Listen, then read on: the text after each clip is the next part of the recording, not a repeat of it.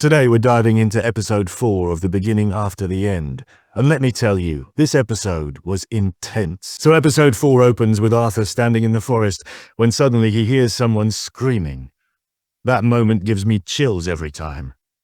Arthur thinks to himself, there's no doubt about it, someone is definitely screaming.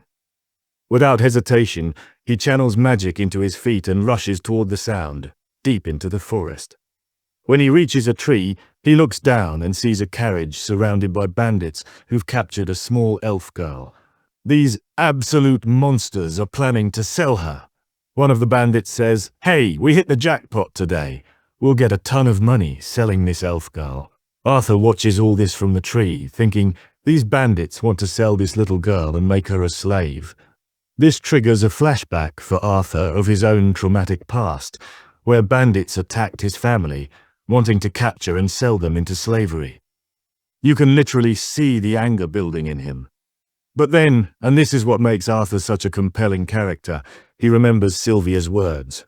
Arthur, if you ever need to fight, don't fight to kill others, but to protect those who are dear to you. This moment of reflection is so powerful. Arthur thinks to himself, Sylvia, just as you said, I won't let feelings of revenge take root in my heart. The way the show balances action with these moments of emotional depth is what makes TBATE stand out from other fantasy anime. So the bandits start taking the elf girl away in their carriage, and Arthur follows them. By evening, the carriage stops, and the bandits start talking among themselves. One says something truly disgusting. "Hey guys, what do you say we have some fun with her before we sell her?" Ugh, makes my blood boil. Arthur notices all this and formulates a plan. Instead of rushing in, he sits on a tree, concentrating and gathering his mana to become stronger. Smart move. As night falls, Arthur spots some wolves and wonders, why are these wolves following human orders?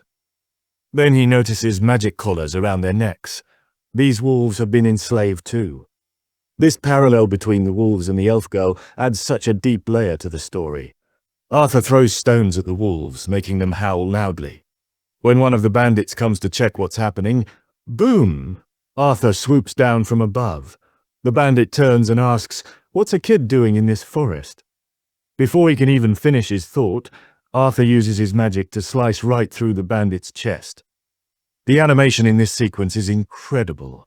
Arthur takes a dagger from the bandit's pocket, and when another bandit shows up to check on his friend, Arthur ambushes him too.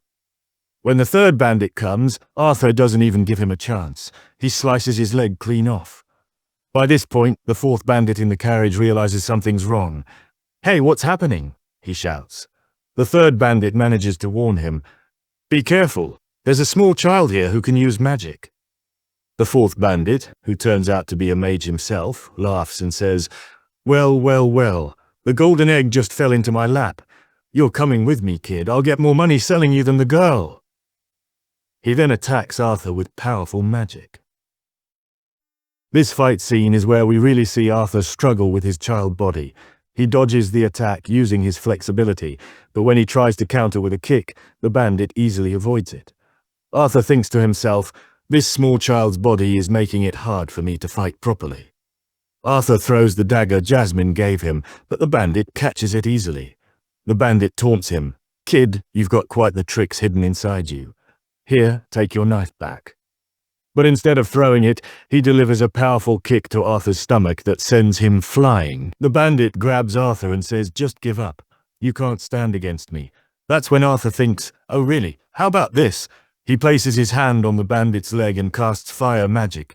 The bandit's entire body catches fire. After putting out the flames, the bandit is furious. "You little brat, I wanted to capture you alive and sell you, but I think I'll just cut up your bones and display them in a museum." Arthur quickly throws his dagger again, and this time it pierces straight through the bandit's head. When the third bandit begs for mercy, Arthur coldly responds, "I bet the little girl said the same thing to you, but you didn't listen." The scene cuts away, but we know what happened. Arthur showed no mercy. Arthur then frees the elf girl from the carriage. As he looks at her face, he sees a glimpse of someone from his past life. He tells her, "You don't need to be afraid anymore. You're safe now. You can go home." The girl notices Arthur's wounds and asks, "What is this? Are you hurt?" Arthur sees the deep wounds on his hands and thinks, oh right, a normal child would be screaming and crying seeing these wounds. I forgot that while I might be an adult inside, I'm still a child on the outside. Arthur covers all the dead bandits with cloth so the little girl won't get scared seeing them. When she asks where her kidnappers are, Arthur says, don't worry about them. They fell into a ditch and died right in front of me. Then he adds, anyway, these aren't things a little girl should know about. The girl responds, but you're a child too. And Arthur says, yes, you could say that. But never mind, you wouldn't understand. When Arthur prepares to leave, the girl gets scared and grabs his hand. She's thinking, I'm so scared, don't leave me. Arthur understands her fear and asks, what can I do? I need to go home too, and you don't need to worry, those men are dead. The girl thinks to herself, what kind of man are you? Who leaves a sweet little flower-like girl alone in a dense forest at night? I love this scene. Her inner thoughts are so sassy. Arthur agrees to help her and asks which direction her home is. When he asks how far from home she was kidnapped, she says, I don't know. I was chasing birds and wandered into the forest when they kidnapped me. Arthur thinks, that's what we children do, and this is the trouble we get into. This triggers another flashback to his past life, where he was imprisoned in a cell. This hints that his past history might have been similar. The girl starts freeing all the wolves, and Arthur panics. Hey, what are you doing? If you free these wolves, they'll attack us. But she replies, no, that's not true. They were forced to be slaves. Once their collars are removed, the wolves quietly leave without harming anyone. As they travel toward the girl's home, morning comes. They sit down to eat, and Arthur asks, by the way, I never asked your name. She responds, my name is Tessia. What's yours? Arthur tells her his name too. Arthur offers her bubble soup, saying, you should eat. Even if you're not hungry, you should eat if you want to get home quickly. This makes Arthur realize he's speaking just like Sylvia did to him. He thinks, wow, I'm starting to talk just like Sylvia. After tasting the soup, Tessia says, this doesn't taste good. It would be better if it was a bit sweet. Arthur responds, what can we do? Where would I find something sweet in this forest? Tessia asks Arthur what he's doing in the forest, and he explains that he's also separated from his parents. Tessia says, then we're both lost, aren't we? As they continue their journey, Tessia faces many challenges, but Arthur manages to help her through them. Suddenly, Arthur feels intense pain in his chest, pain coming from his mana core because Sylvia had transferred her powerful dragon power into Arthur's body. His small, weak body couldn't handle this immense power yet. Tessia becomes very concerned and goes into the forest alone to find medicinal herbs. Arthur sits in pain, thinking, this pain isn't decreasing. It's only getting worse. Should I tell Tessia about it? No, she'll only worry more. Suddenly, the wolf appears again. Arthur gets scared, thinking, it couldn't have picked a worse time to show up. But then Tessia returns and Arthur warns her, Tessia, be careful, don't come here. To everyone's surprise, the wolf places its hunt in front of Arthur and then returns to the forest. Arthur is completely shocked, thinking, what was that all about? Tessia says, maybe it was repaying its debt. Night falls again, and they make a campfire to cook the meat from the wolf's hunt. Tessia says, I couldn't find any medicinal herbs, but I found these mushrooms. They're commonly eaten in our kingdom. Arthur responds, really? Let me taste it.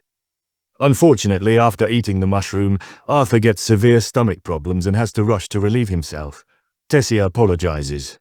Sorry, please forgive me. I think these weren't meant for boys. The next morning, they continue their journey. Arthur is still clutching his chest because of the pain. Tessia says, don't you think we've grown very close like friends? If you don't mind, can I call you Art? Arthur replies, yes, I don't have any problem with that. He thinks to himself, a friend, yes. This triggers another flashback of his past life as King Grey, standing with a sword in front of a dead girl. As they move forward, they see something amazing, a huge, thick tree with a green teleportation portal open in its center. Tessia exclaims, this is the place! We've arrived! Tessia puts her hand into the portal. Arthur, terrified, asks, what is this? Tessia extends her hand toward Arthur and says, come with me, Art.